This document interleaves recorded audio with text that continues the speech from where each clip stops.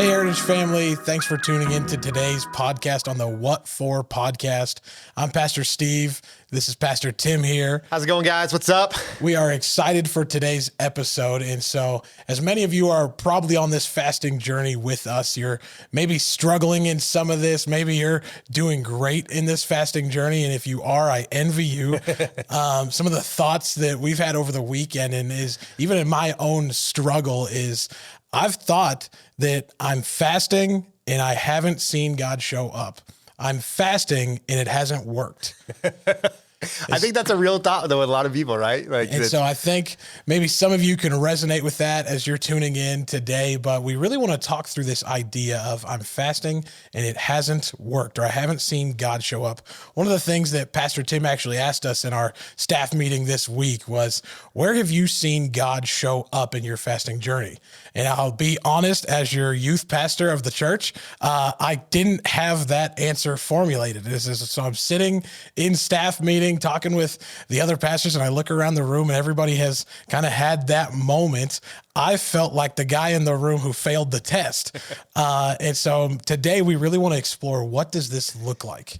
And so, Pastor, maybe you could shed a little light into this. Because I think that's the feeling, because there is an expectation that you see results and you kind of see progress and you hear God's voice. And I think that's what we've talked about, disconnecting from the world, connecting with God through prayer. And so you're like, as I've spent more time in prayer and this like denying myself, there is an expectation to hear God's voice.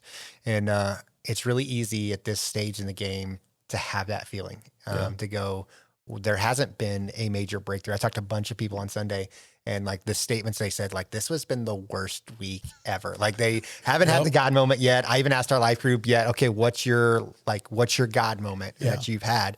And there was only a couple of them that have had that. And let me encourage you, you included, is stay with this, because there is going to be a moment when you have that like God defined moment. But then I also want to spend today really talking about some progress that you probably have seen that you just haven't realized. Because I think a lot of times that's the realization, because even as the staff was there, so you said, obviously they all answered, but the realization of their answers were they hadn't seen it collectively, but when they were stopped and required to reflect on it, they found something in the reflection that says, oh, like God really had spoken to me, but nobody had asked me this question. And so I hadn't really put it all together. So hopefully that's been the case with you as well, is that you have now being asked that question of like, where have you seen the activity of God during your fast? Hopefully that's going to force you to like kind of come back and really focus in and see what God's doing. But I want to talk for a second about self-control, because during my fasting journey and even a little bit of leading up to this, I felt like what the Lord was speaking to me and about some of the value of the fast that I was gaining, and even my understanding as I've gone through it this time. If you've talked to me about your fast in the lobby, I'm sorry, because you're probably going to hear this again. But I think this has just been a really, really important aspect that the Lord's been drawing out for me this time as we've gone through it. So Titus 2:11-12, it just says this. So for the grace of God has appeared that offers salvation to all people. It teaches us to say no to ungodliness and worldly passions, and to live self-controlled, upright, and godly lives in this present age. Wow. And it's really what you're seeing is that like self-control is a part of the fruit of the Spirit. So Galatians 5:22-23, it describes that. And it's really this evidence of a life that is surrendered to God. Yet it's one of the most challenging virtues that we have to really to cultivate, because it requires us to like deny ourselves, like we've been talking about the last couple of Sundays, and really to create space for God in our life. And so through fasting, what we're learning is to master these physical cravings and desires. And what's happening is it's building our spiritual muscle of self-control. And so here's what I want you to kind of see. Because when it comes to fasting food specifically, like that's a basic necessity for life. Like you have to eat to survive. And so I think this fasting concept is so powerful, is because you have the willpower, the self-control, like the ability to say no to something that you have to have for survival. And to think about it, that perspective is like, we're on day 8 now of like a complete fast, Mandy and I, and 8 days without eating. And you're like, that's a kind of a crazy thought, is most people, the thought of going one day is like, I can't do that, because that's the power of your mind is saying like, you can't get past this concept of going one whole day. Most of us are like, I can't miss a meal. I Right. can't even miss a snack time. Right. And when you now reflect back over 8 days and you realize you've gone without eating for 8 days, you're now starting to build this muscle to go like, if I can go without eating for 8 days, what else can I go 8 days without? And I think the principle that fasting is really, really illustrating for us is that you can do a lot more than what your mind is telling you. Right. And so this partnership with this spiritual self-control that we gain during these moments is just a recognition of what God's doing in this self-denial. Because think about it from this perspective. Our life is a summation of the choices that we make. Wow. So the good choices produce good results. Right. The bad choices produce bad results and bad consequences that go along with that. And so if you look at your life, you are a summary of your life's choices that go along with that, or someone else's choices. Sometimes you're affected by that. But you go back, and people that have unhealthy bodies, that's part of that comes back to some choices that we make. I have a horrible diet. Like, I know it. I don't drink enough water. I know that. And so sometimes the physical condition that I'm in is because I don't eat healthy. I don't like vegetables. And Amen. Yes. And I drink way too much soda. It's a summation. It's the Right. results that I am receiving in that moment. And so when you go through this process, you're realizing like, if I can go without eating, what else do I have the discipline to do? And so what I have learned during this process is that I can go, man, those habits that I really need to build, I can say yes to. Yeah. So like when I feel like I'm too tired, or I don't feel like that I can get up and do the chore that I need to, or do that extra thing, like this is a great reminder to go like, I absolutely can have victory in that area. And then I would also encourage you, some of you that have like these sin issues that you're struggling with, if you can say no to food, you can say no to any temptation that's out there. Right. Like there is nothing that entangles you that you can't walk away from if you can kind of understand what you're doing with this whole fasting discipline. Right. And so it's a really practical piece that I think most of us like completely miss out on, because like skipping a meal is a big deal. Right. Like our life is geared around that. But when you intentionally make choices to say, I'm going to push back from this, it should only give you a resolve that everything that you're coming up against in your life, you have the ability to push back from and say no, or you have the ability to say, I'm going to do this, and I'm just going to walk forward it inside of your life. So, And what's interesting about what you said there is that I think most people, even listening, or those maybe on the fasting journey, maybe you decided not to even do it because you thought I couldn't. Well, most of us, I think, view fasting as is almost a deprivation, that we don't gain, we almost lose in the ideology of it. But really, I think what you're hitting on and teaching is that there's a power that comes from this fasting. And so it's interesting that as most of us view this as almost a deprived moment, that I'm going without food, I'm going to be hungry and angry over the next 21 days. The difficulty, and I think the attitude that we have to gain, is that there's a spiritual power that comes from this. And that as what we've said is that we disconnect from the world. And then I think we really need to focus on this second part of that, we're connecting with God in this. right. And I think you said something that's good, is that we're choosing this. Like Right. we are not just depriving, but we're choosing. So it's this self-control aspect is being illustrated on it. Because really what I've seen is that fasting, it exposes those weaknesses, but it also like strengthens our resolve in life. Because what I'm also doing social media and all those things. And so I realized how natural it is for me to like sit down and pull out my phone Right. and to be on social media. Cause I'm like, here it is. Like, and then it's up and you like are in your social media accounts without even thinking twice. Right. And you've started that whole process. And so, I've defaulted into comfort, and I've defaulted into that lifestyle. Right. And so it's revealed a weakness in my life, if I'm being totally truthful, Yeah. because how much more productive could I be in my life if that wasn't a thing? And I think we've talked about this before, but if you're curious to see how much time you spend on social media, go into your summary. Yeah. And for all you Apple users, people. there's like, you get a notification weekly of that, but you can also go to your battery health and your battery meter, and it'll show you how much percentage of your battery, how much minutes of your battery goes towards those different like apps or whatever. And it can be really convicting because you think about like what it takes to be an expert in any field. It would be really depressing to realize that you could be an expert in any field with the hours that you put towards social media. So, like, I think that's been one of the other realizations that I've had in this fasting journey is not only like the discipline that I've grown in, but also like the vices that I've turned to. And so mine aren't necessarily what I would say like sin vices, but I would say I'm borderlining it because I'm missing out on the opportunities that God has for me, because like I have the opportunity to be a better dad, a better spouse, a better pastor, a better Christian, because I'm not taking advantage of every moment.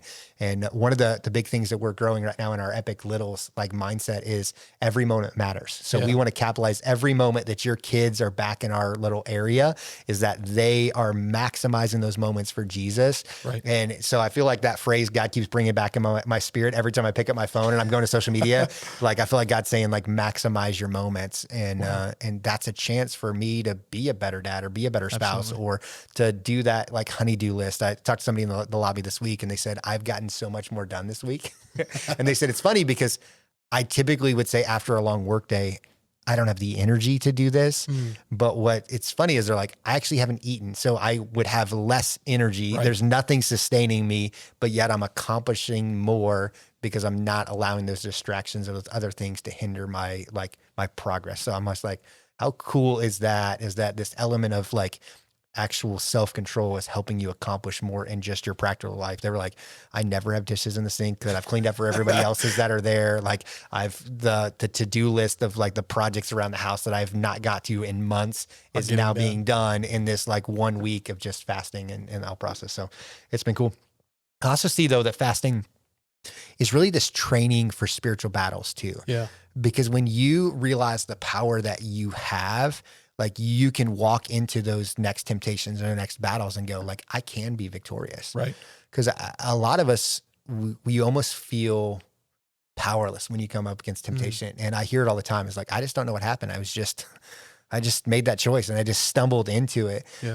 But when you go through the fasting journey and you realize like how much strength you have in your choices and resolve that you can, it really gives you confidence to come up against that next temptation and be like, I got this. Like, I don't have to succumb to that temptation anymore. And so I think there's some big encouragements for a lot of you. And I know there's a lot of people that deal with issues, and we won't talk about those in case there's kids around, but some of those bigger issues that they're like, I've tried to kick this habit and I've tried to remove that. And you're like, I've done whole cold turkey and I've really tried. But I think when you come during a season of fasting and you realize what you are capable of, you can realize that you are capable to kick this habit as well, because you're going to be able to correlate that struggle with this struggle for wanting and desiring food, and realize like how good that burrito smells when you walk down the street, or when you're coming out of the office next to a Mexican restaurant. Like all of those things, you realize like that temptation is a very real, strong. There's a physical earning, and like you can hear your stomach all day,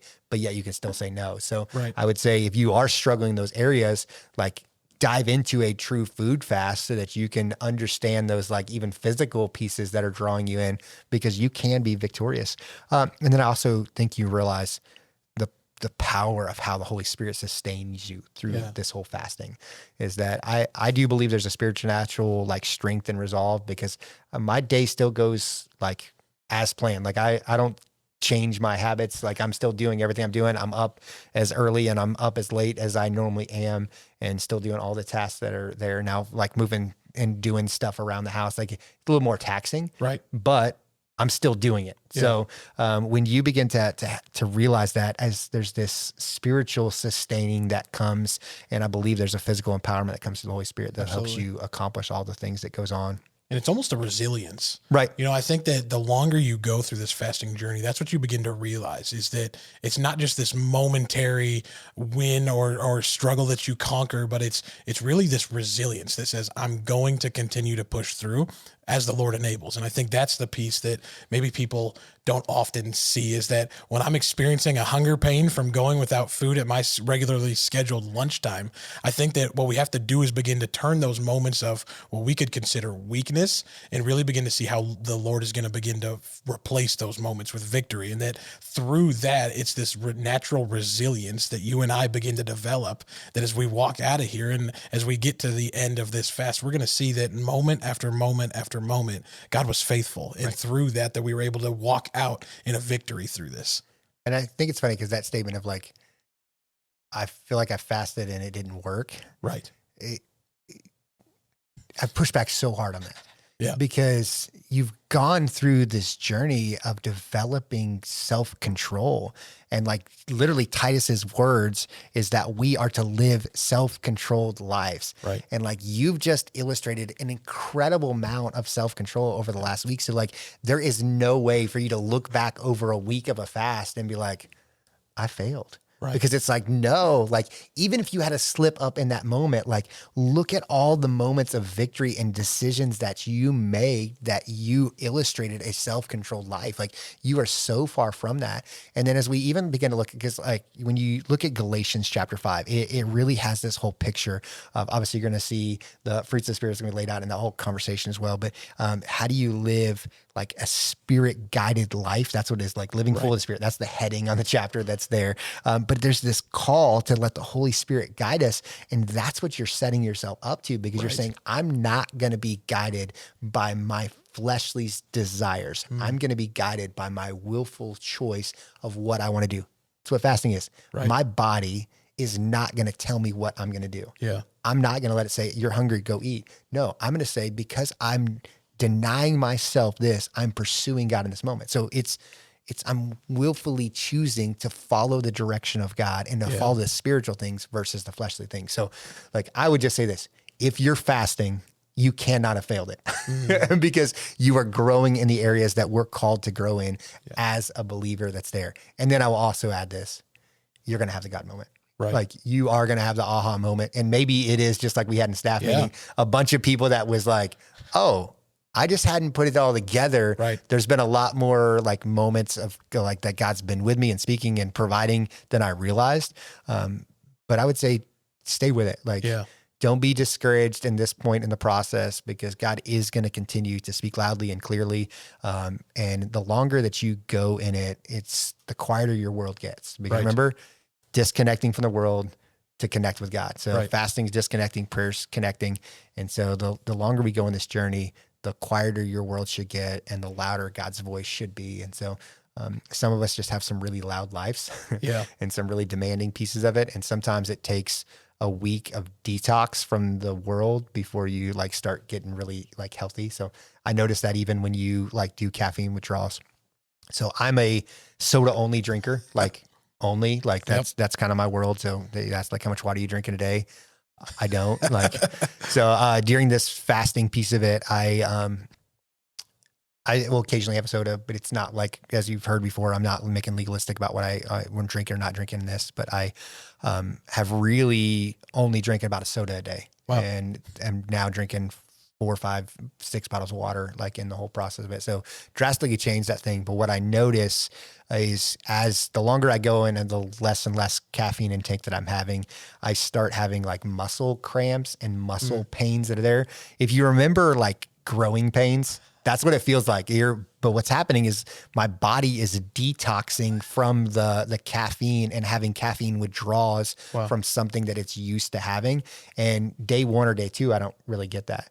But the longer that I go in it, that like day 6, day 7, like 8, like yesterday, I was really having a lot of these like withdrawal symptoms because I've reduced that caffeine take so much that my body is just now getting to the point that it's like starting to get rid of that stuff and like starting to hurt from it. So let me encourage you with a practical piece of this is sometimes it takes a minute for your body to totally detox from the lifestyles and the worlds that we live in. Right. And you are just positioning yourself to only be getting healthier and healthier and healthier spiritually. So hang in there, you got it. And then you cannot fail when it comes to these pieces of it.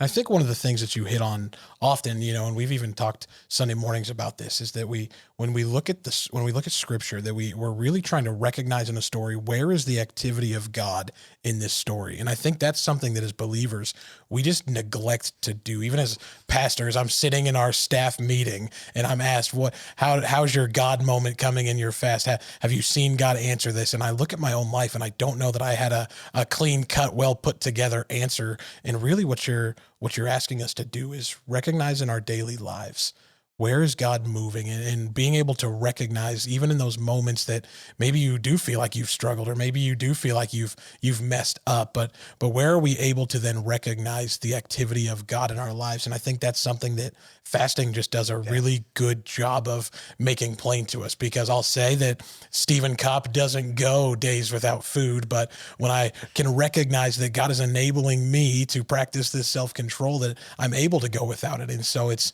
really those reflective moments that I think that oftentimes that in the normalcy of our lives, we get so busy that we don't stop and really think.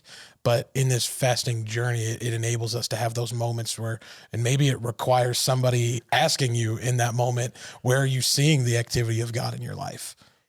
And what I would encourage you is have this conversation with the people that are around you in your world. Now, obviously, we see the warnings is like you're supposed to go on with your everyday life and don't talk about your fasting.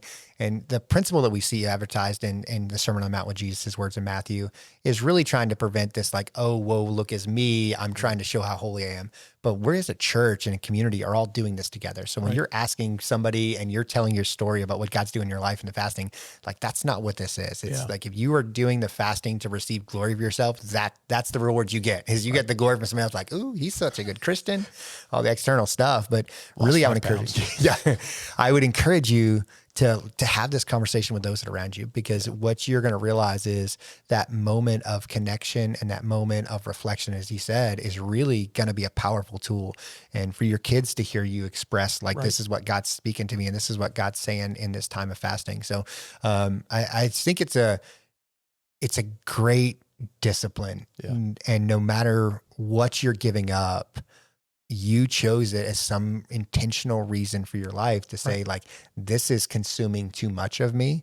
And so I'm choosing to pull back. So whatever arena it is, you are illustrating yourself that you are living a self-controlled life that we are called to.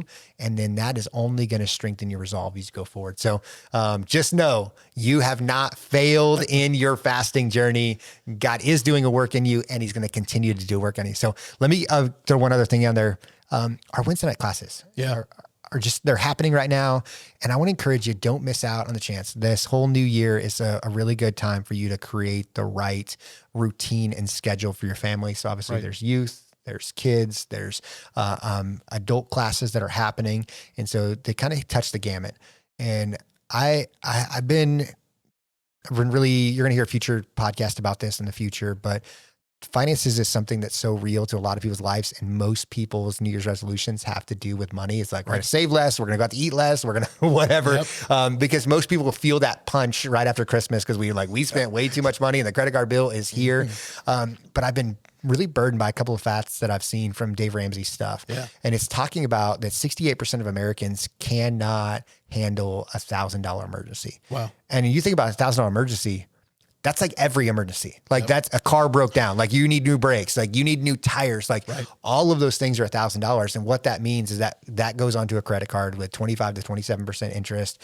And now you're going to spend the next year trying to get out of that $1,000 emergency that's there. So I say all that because we are teaching a class right now, Financial Peace University, Tara Pochet's leading it. And it's just such a practical class to help you make good decisions in your finances, help you get out of debt, how you prepare for emergencies, because we're called to live a generous life in all the aspects. And when we start talking about like self-control, one of the greatest ways that we illustrate self-control in our life is in our financial ways. It's like, can we deny ourselves the immediacy pressure? That's the whole idea of why credit exists, is because people are not willing to deny themselves the moment or the thing that they want at that moment. They're like, I can't wait till I can afford to pay for it with cash. I want it right now. And so they slap down the credit card and allow that like non-self-control to drive their life. So I want to encourage you, if you are struggling in your financial pieces of your life, come to this class. So it's a 9-week class. They started last week. So you got 8 more classes. You can get through it. We might be able to talk Tara into doing that first class again if you show up tonight on the 10th week. But I want to encourage you is come check it out, because it really will help you build the habits and the foundation that you need for it. Lots of other classes, How to Worship King, Every Man a Warrior, book 1 and 2 is happening. Yep. We've got our prayer class that goes on a regular basis as well, and a Foundations of Faith to help you get established where you're at. So lots of things happening. Right. Encourage you, come check it out. Anything that we need to know from youth right now?